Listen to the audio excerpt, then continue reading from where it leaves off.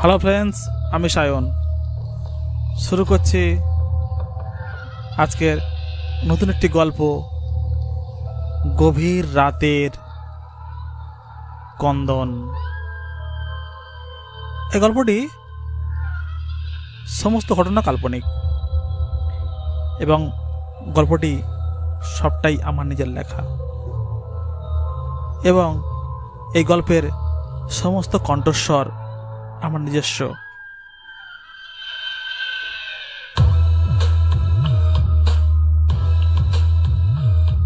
তো চলুন শুরু করা যাক আজকে নতুন গল্প, গভীর রাতের কন্দন।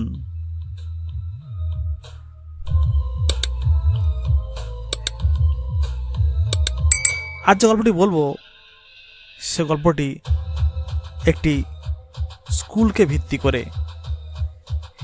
এই স্কুলটিকে নিয়ে জড়িয়ে আছে নানান রকম রহস্য, রোমাঞ্চ এবং ভৌতিক কিছু ঘটনা, যেটা মানুষকে নাড়িয়ে দিয়ে যায়। শুধু মানুষকে নয়, বিদ্বান ব্যক্তি, শিক্ষিত ব্যক্তি এবং কবিদেরকেও এই গল্পটিকে নাড়িয়ে দিয়ে যায়। এই গল্পটি মিথ্যা হলেও বাস্তব সত্যি। এটা ঘটে যাওয়া একটি বিরল ঘটনা, যেটা আমার খুব ছোট থেকে শুনে আসা নারায়ণতলা গ্রামের ঘটনা। গ্রামটির নাম নারায়ণতলা। নারায়ণতলা প্রাথমিক বিদ্যা মন্দির। নারায়ণতলা প্রাথমিক বিদ্যা মন্দিরে একটি স্কুল ছিল, যে স্কুলটিতে হেডমাস্টার ছিলেন সমরেশ ব্যানার্জি, যার বাড়িটি পাশের পাড়ায়। সকাল 10টায় স্কুলে আসতেন, বিকেল 4টে স্কুল ছুটি দিয়ে বাড়ি চলে যেতেন। কিন্তু স্কুলে দ্বিতীয় কোনো মাস্টার থাকতেন না বা থাকতে পারতেন না। এর কারণ একটাই, স্কুল কর্তৃপক্ষ যখনই সরকার বাহাদুরের কাছে রিপোর্ট করতেন মাস্টারের জন্যে, মাস্টারমশাই আসতেন, কিন্তু 3 থেকে 4 রাত পরে, ওই স্কুল হোস্টেলে কাটানোর পরে 3 থেকে 4 রাত, এর বেশি নয়, মাস্টারমশাই ওখান থেকে চলে যেতেন। কিন্তু কেন যেতেন, কি তার বিষয়, কি তার কারণ, সেই বিষয়টা আমরা গ্রামের মানুষ আজ জানতে পারিনি। শুধু একটা কথা শুনেছি, ওই স্কুলের মধ্যে নাকি রাত 10টার পরে একটা ভয়ঙ্কর কান্নার আওয়াজ ওঠে এবং সেই কান্নাটা খুব মারাত্মক এবং দুঃখের। কিন্তু কে যে কাঁদে আর কোথা থেকে কাঁদে সেটা বোঝাই খুব মুশকিল। সে যাই পারে হোক, এবারে স্কুলে সামনে সরস্বতী পূজা, তাই মাস্টারমশাই রবনবাবু একটা মিটিং ডাকলেন। আমরা গ্রামের সব মানুষ সেখানে উপস্থিত হলাম। সেখান থেকে নোটিশ গেল এসডিও অফিসে যে আমাদের স্কুলে একজন মাস্টার স্কুল চালায়, যেটা সম্ভব নয়। আমাদের স্কুলে অঙ্কের মাস্টার নেই, ইতিহাসের মাস্টার নেই, বিজ্ঞানের মাস্টার, বাংলা মাস্টারও নেই। একজন মাস্টার তো সব ক্লাস করা সম্ভব নয়। সেই ক্ষেত্রে একটা আমরা পিটিশন তৈরি করে বিএলআরে, এসডিও, বিডিও এবং কি নবান্নেও পৌঁছে দেওয়া হয়। এই পিটিশনটা নবান্ন থেকে আশ্রয় দেওয়া হয় যে সরস্বতী পুজোর আগেই আমাদের স্কুলে নতুন মাস্টার নিয়োগ করা হবে। সেই মতো আমরা খুব খুশি।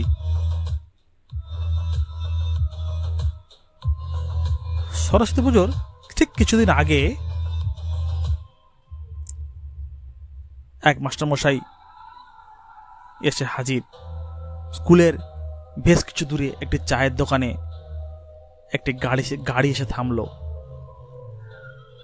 গাড়ি থেকে নামলেন এক ভদ্রলোক,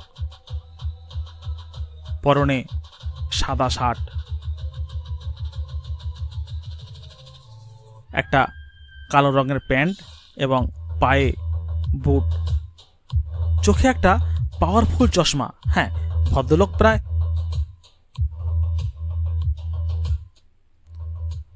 মধ্যবয়স্ক হবে, প্রায় 40 থেকে 45 বছর বয়স তো অবশ্যই। তখন প্রায় সন্ধে নেমে এসেছে। চায়ের দোকানে বসে সবে এক কাপ চা নিয়েছি।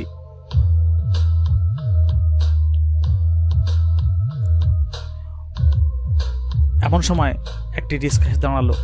রিক্সাতে নামলো এক ভদ্রলোক, নিয়ে বললেন, এই বলছিলাম এই সামনে যে নারায়ণতলা স্কুলটি আছে ভাই, এখান থেকে কত দূর? আর রিক্সাওয়ালা বলছে আমি আর যাব না, রাস্তা বড় খালা খন্দ। আমাদের চায়ের দোকানদারের রমাকান্ত বলে উঠল, আগে কর্তা, এই সামনেই তো ওই নারায়ণতলা প্রাথমিক বিদ্যা মন্দির। তো আপনি কি মাস্টার মশাই নাকি? আর মাস্টার মশাই তো ওখানে নেই, একমাত্র মাস্টার মশাই হেড মাস্টার মশাই রমাকান্ত বাবু, এছাড়া তো ওখানে কোনো মাস্টারই নেই। আপনি কি মাস্টার মশাই নাকি? হ্যাঁ, আমি ওই স্কুলের অঙ্কের মাস্টার, আমাকে পাঠানো হয়েছে। আমার একটু লেট হয়ে গেছিল, ট্রেন ফেল করেছি তো, তাই পরের ট্রেনটাই আসতে হলো। তো আমি ওই স্কুলেই মাস্টার। যাকে, আপনার নাম? আমার নাম বাবু রমাকান্ত। এই পাড়ায় একটাই মাত্র চায়ের দোকান, আমি এই চায়ের দোকানে চা বিক্রি করি। বসেন বাবু, আপনি শিক্ষিত লোক, এসেছেন আমাদের গ্রামে, আমাদের ছেলেদের পড়াশোনা শেখাতে আমি খুব খুশি। বসুন বসুন। এই বলে রমাকান্ত একটা টুল পেতে দিল। টুলে বসলেন মাস্টারমশাই। আসলে রমাকান্ত জিজ্ঞাসা করলেন তখনই, বাবু আপনি যে অঙ্কের মাস্টার, তা আপনার নামটা যদি একটু বলেন। আমার নাম রমাকান্ত, কিন্তু আপনার নামটা তো শোনা হলো না। আচ্ছা আচ্ছা আচ্ছা, ঠিক আছে, তুমি একটা দুধ চা দেবে, একটু কড়া করে, একটু আদা দিয়ে দিও, বড্ড মাথাটা ধরেছে, গলাটাও বসে গেছে। আমার নাম, আমি হচ্ছে নতুন মাস্টারমশাই বিমল বাবু, মানে বিমল ব্যানার্জি আর কি। ছাত্ররা আমাকে সবাই বিমল বাবু বলেই ডাকে। যাই হোক, আপনার সঙ্গে পরিচয় খুব ভালো লাগলো। সে ঠিক আছে বাবু, কিন্তু সন্ধে ঘনিয়ে আসছে।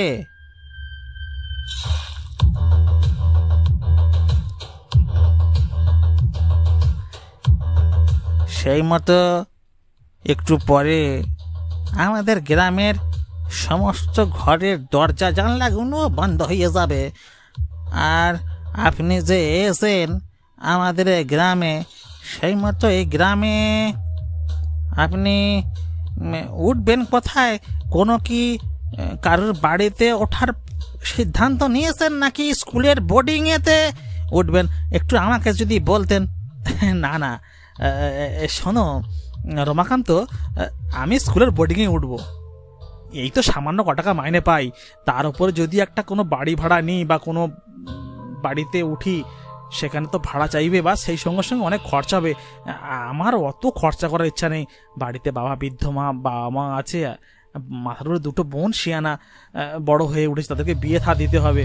তার কারণে আমি একটু খরচা কম করেই চালাতে চাইছি। আজ্ঞে কর্তা।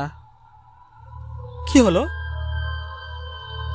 কি হলো রমাকান্ত? তুমি যেন কেমন একটা চিন্তা করে চুপ করে গেলে। কিছু বলবে? কি কি কি সমস্যা কি? মানে বোর্ডিংয়ে থাকলে সমস্যাটা কি, কিছু বলবে? দেখো, আমি জানি বোর্ডিং মানে একটু অগোছালো ঘর বা একটু মাটির মেঝে অনেক সময় হয়, আমি মানিয়ে নেবো। দেখো, আমার সংসারে অনেক খরচা, আর আমি ইনকাম বলতে আমি একাই এই মাস্টারি করি। বাবা হার্টের পেশেন্ট, মাও পাইসে ভুগছে, আর দুটো বোন মাথার উপরে বড় হয়েছে, ওদেরকেও বিয়ে দিতে হবে। সেই জন্য আমি বোর্ডিংয়ের সিদ্ধান্ত নিয়েছি। কিন্তু তুমি এভাবে চুপ করে গেলে। কিছুক্ষণ পরে রমাকান্ত উত্তর দিল, আগে কর্তা। হ্যাঁ বলো।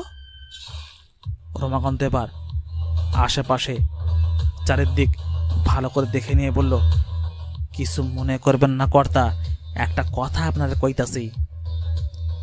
হ্যাঁ বলো, এখানে তুমি আর আমি ছাড়া তো কেউ নেই। বলো রমাকান্ত, বলো, নির্ভয় বলো, কি কি বোর্ডিংয়ে থাকলে কি সমস্যা।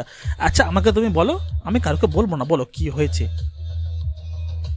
আয় কি কর্তা, বোর্ডিংটা হচ্ছে ঠিক স্কুলের পাশেই, আর ওই স্কুলের পাশেই রাত 12টার পরে স্কুলের ভেতর থেকে একটা বিকট কান্নার আওয়াজ ভেসে আছে কর্তা।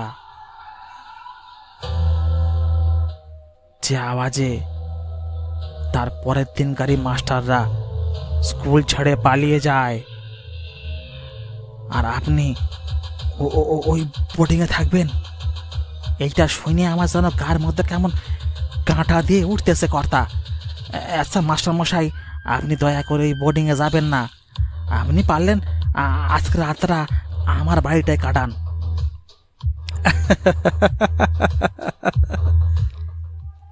এবারে রমাকান্ত হো হো করে হেসে উঠল আর বলল,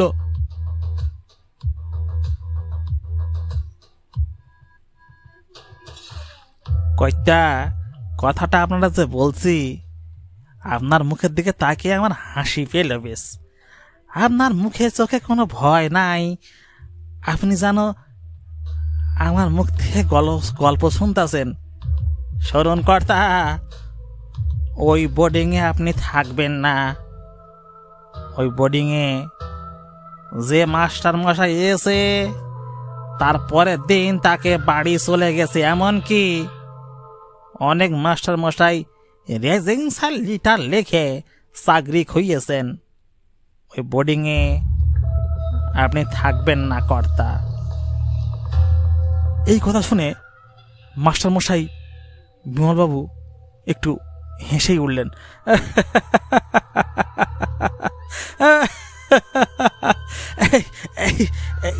এই রমাকান্ত বাবু, আপনি চায়ের দোকান চালান বটে, কিন্তু আপনার যে কথাবার্তা, আপনি কিন্তু একজন ভালো কিন্তু ভূতের গল্প বানাতে পারতেন। এই 2025 সালে এসে আর আমাকে আপনি ভূতের ভয়, মাগো, সারাদিনের কষ্ট আপনি একাই দূর করে দেবেন। এই রমাকান্ত, তুমি আর এক কাপ চা দাও। সারাদিনের কষ্ট, এই তোমার এই কথা শুনে আমার এত হাসি পাচ্ছে। কত জায়গায়, এমনকি জঙ্গলমহলে পর্যন্ত আমি স্কুলে টিচারি করেছি, সেখানেও এরকম ভয় পাইনি। আর তুমি যেভাবে এই সন্ধ্যের মুখে একটা ভয়ের কথা বললে, তাতে আমার চা দাও, চা দাও। এবারে জানো রমাকান্তর মুখটা কাঁচো মাচো হয়ে একটা বিরক্ত ভাবে রমাকান্ত বলল, কি বলছেন কর্তা? আমি আমি আমি আপনাকে ভয় দেখাচ্ছি? আপনার সঙ্গে মাত্র আমার এই 15 মিনিটের পরিচয়, আর আপনাকে আমি ভয় দেখাচ্ছি? হ্যাঁ, এই কথা আপনি বলবেন না। এই রমাকান্ত গরিব হতে পারে, চা বিক্রি করে বউ বাচ্চার পেট চালায় ঠিকই, কিন্তু এই সিটিং বাস লোক নয়। যান যান, থাকুক গিয়ে আপনি ওই স্কুলের বোর্ডিংয়ে।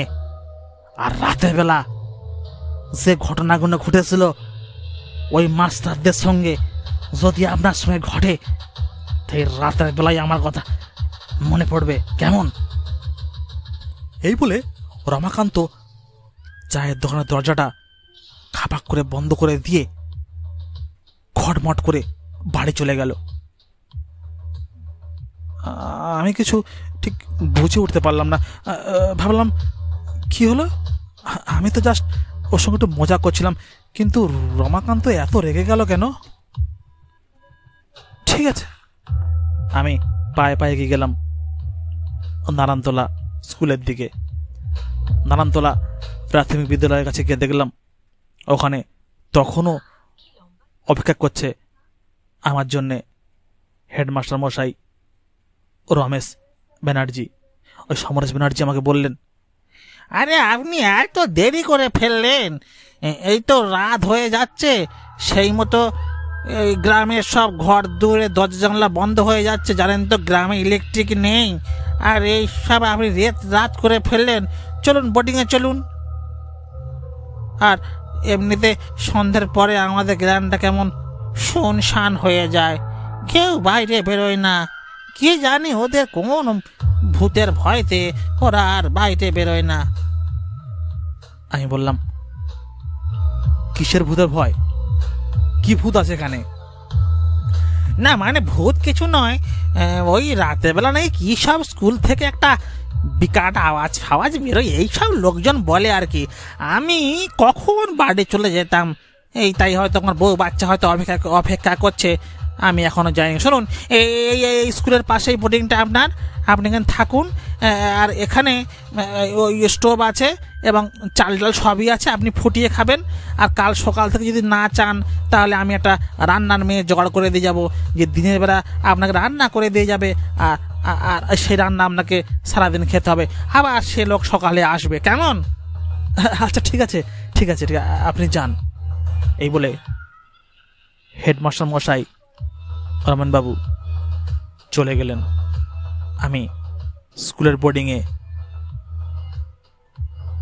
শুকনো মুড়ি আর বাতাসা ছিল, ওটা ভিজিয়ে খেয়ে নিলাম। র্যাম্পের কেরোসিনের ল্যাম্পটি তখনও জ্বলছে না। সারাদিন কষ্টের পরে আর এই চায়ের দোকানের রমাকান্তের এই আজগুবি গল্প শোনার পরে মেজাজটা যেন খুব ভালো লাগছিল না। কারোর কিছু না বলে আমি শুয়ে পড়লাম। কেরোসিনের ল্যাম্পটি বন্ধ করে দিয়ে ওটাকে নিভিয়ে দিয়ে আর বাতাসা মুড়ি খেয়ে শুয়ে পড়লাম। ভাবলাম সকাল হলেই রান্নার লোক তো আসবেই, কেননা হেডমাস্টার মশাই রমেশবাবু আমার কথা দিয়েছে সকালে রান্না এনে দেবে। শুয়ে পড়লাম। রাত তখন সবে তন্দ্রা লেগেছে, রাত তখন 9টা বাজে, ঘুম এসে গেছে চোখে। রাত 1টা নাগাদ হঠাৎ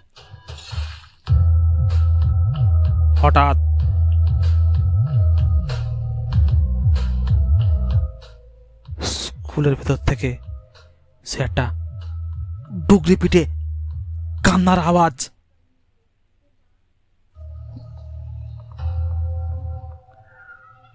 একটা কে যেন কাঁদছে। না, প্রথমে মনে হলো হয়তো কোনো একটা দূরে কোনো বাড়িতে টিভি বা রেডিও চলছে। এই ভেবে ভালো করে দরজার পাশে গিয়ে কান পেতে শুনি, না, আওয়াজটা স্কুলের ভেতর থেকেই আসছে।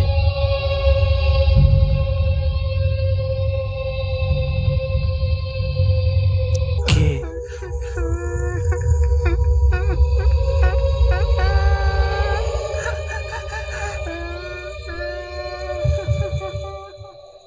কে কাঁদছে এত রাতে,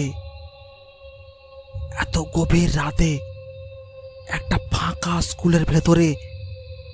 কার কান্নার আওয়াজ? আমার ভয় পেলেও আমি কিন্তু দুর্বল হয়ে যাইনি। সহজে একটা টর্চ হাতে নিলাম, আমার ব্যাগেই টর্চ থাকতো। টর্চ হাতে নিয়ে স্কুলের গেটটা খুললাম, যেহেতু মাস্টারমশাই বোর্ডিং আর স্কুলের চাবিটা আমাকে দিয়েই গেছিল সকালে স্কুলের গেটটা খোলার জন্যে।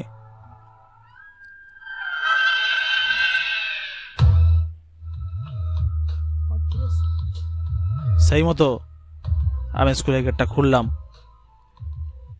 আর টর্চটা জ্বালালাম না। হালকা আবছা আলোতে আওয়াজটা কোত্থেকে আসছে সেইটা সন্ধান করতে শুরু করলাম। কান্নার আওয়াজটা ফলো করতে করতে দেখি আওয়াজটা আসছে স্কুলের অফিস রুম থেকে। এত রাতে এই স্কুলের অফিস রুম থেকে কে কে কাঁদছে? ওটা কার আওয়াজ? তাহলে চায়ের দোকানে রমাকান্ত যে কথা বলেছিল, এক ঝটকায় আমার মনে পড়ল রমাকান্ত সেই কথা যে বাবু আপনি থাকতে পারবেন না ওখানে, রাতে বেলা স্কুল থেকে কান্নার আওয়াজ ভেসে আসে। আমি রমাকান্তের কথা অতটা মাথায় নিলাম না, ভাবলাম নিশ্চয়ই কোনো ষড়যন্ত্র, কেউ না কেউ যখনই কোনো মাস্টার আসে সেই মাস্টারমশাইকে তাড়িয়ে দেওয়ার জন্যে কোনো একটা ষড়যন্ত্র চলছে। এক লাথি মেরে ভেঙে ফেললাম অফিসের দরজা।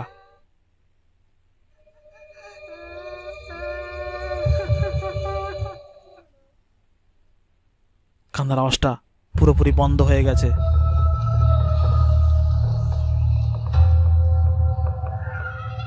কিন্তু আওয়াজটা তো এই ঘর থেকেই আসছিল। আওয়াজটা হঠাৎ বন্ধ হয়ে গেল কেন? আমি এবারে টর্চ আলোটা জ্বালালাম।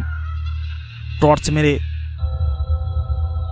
ঘরের চারিদিকে দেখলাম কেউ কোথাও নেই। কিন্তু কিন্তু টেবিলের তলায় টর্চ পড়তে যেটা দেখলাম সেটা কি? এটা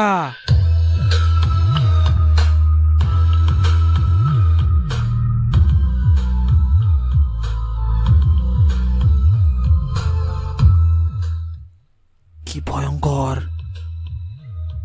কি ভয়ঙ্কর দৃশ্য এটা! একটা একটা 14 থেকে 15 বছরের ছেলে, সারা গায়ে শার্ট প্যান্টের রক্ত মাখা, চোখের থেকে ওর রক্ত গড়িয়ে পড়ছে, চুলগুলো আগল বাগল করা, উস্কো খুস্কো এই চুল, দুটো নাকের নিচি থেকে রক্ত বেয়ে গড়িয়ে পড়ছে ঠোঁটের ওপরে, এমনকি চোখের মনিকটাও মনে হয় ফেটে গেছে, সেখান থেকেও রক্ত ঝরে পড়ছে। উফ, কি ভয়ঙ্কর দৃশ্য, কি বিভৎস সেই দৃশ্য! আমি প্রশ্ন করলাম, কে কে তুমি? তুমি বা এত রাতে এখানে ঢুকলে কিভাবে? আর তোমার এই অবস্থা কে করেছে? আমাকে বলো। আমি স্কুলের নতুন মাস্টার মশাই বিমল বাবু। তোমাকে যারা মেরেছে, যারা তোমার অবস্থা করেছে, তাদের আমি চরম শাস্তি দেব। আমি এখন থানায় যাব। বলো। ছেলেটি আমাকে ওর রক্ত মাখা চোখে, ছোপ ছোপ রক্ত, সারা মুখে রক্তের দাগ, আমাদেরকে তাকিয়ে বলল, এই এই মাস্টার, তোর মতো মাস্টার আমাকে এটা করেছে। আমি পড়া পারিনি, আমি যে অঙ্কটা পারিনি সেই অঙ্কটা না পারার জন্যে মাস্টার বঙ্কিম বাবু আমাকে খুব মারছিল। এই মারার সময় আমি মাস্টারকে প্রশ্ন করি, স্যার এটা গরু মোষের অঙ্ক, এই অঙ্কটা সবাই পারে না, আমি সূত্রটা ভুলে গেছি, স্যার আপনি আপনি বোর্ডে করে দেখান। কিন্তু উনি করতে গিয়েও ভুল করে ফেলেছিল। স্যার ভুল তো সবারই হয়, বড়দেরও হয়, বাচ্চাদেরও হয়, কিন্তু ক্লাসরুমের মধ্যে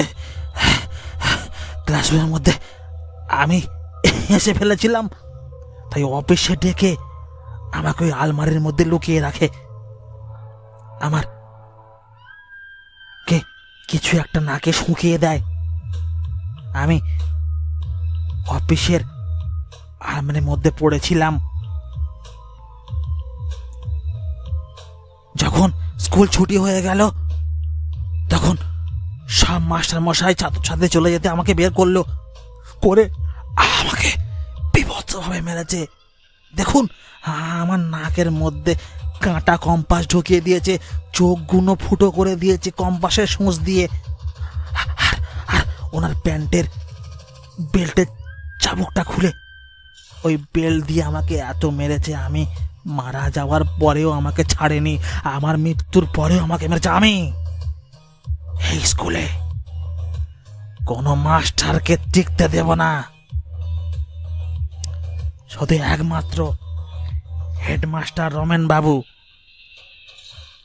আমার নিখোঁজ হয়ে যাওয়ার জন্য খুব তদন্ত করেছিল, কিন্তু উনি পারেনি। কিন্তু আমার লাশটা এখনো পর্যন্ত এই নিচের নিচে পুঁতে রাখা হয়েছে। তাই আমি ওই মাস্টার কিছু বলিনি, কিন্তু কোনো মাস্টার এই স্কুলে যেন টিকতে না পারে। আমি সবাইকে খুন করব।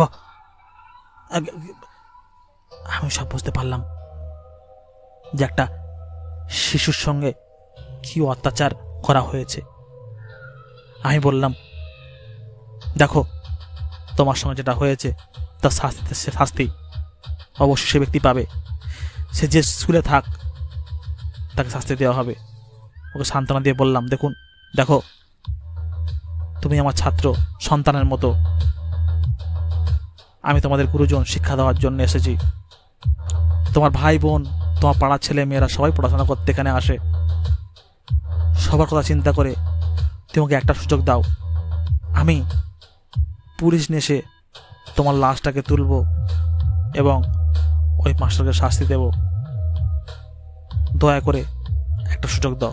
ঠিক আছে, যখন বলছেন আমি সুযোগ দিচ্ছি, এই বলে কোথায় একটা ঘুম হয়ে গেল। তারপরের দিন আমি লোকাল থানায় কন্ট্যাক্ট করি, অফিসারকে ডেকে নিয়ে এসে সেই লাশ তুলি এবং সেই মাস্টারমশাই তখন মেদিনীপুরে ট্রান্সফার হয়েছিল, তাকে ওখান থেকে অ্যারেস্ট করিয়ে দিই। এবং তারপর থেকে ওই স্কুলে আর কোনো কান্নার আওয়াজ পাওয়া যায়নি। সেই স্কুল তারপর থেকে ভালোই চলতে শুরু করলো এবং আমি দীর্ঘদিন স্কুলে চাকরি করলাম। তারপর রিটায়ার হয়ে একদিন বাড়ি চলে এলাম। হ্যালো ফ্রেন্ডস, আমি সায়ন। যদি গল্পটি ভালো লেগে থাকে প্লিজ লাইক করবেন, শেয়ার করবেন, আমার চ্যানেলটাকে উন্নত করবেন, যাতে আমি আগামী দিনে আরও নতুন কিছু দেওয়ার সুযোগ পাই। ধন্যবাদ, নমস্কার, শুভরাত্রি।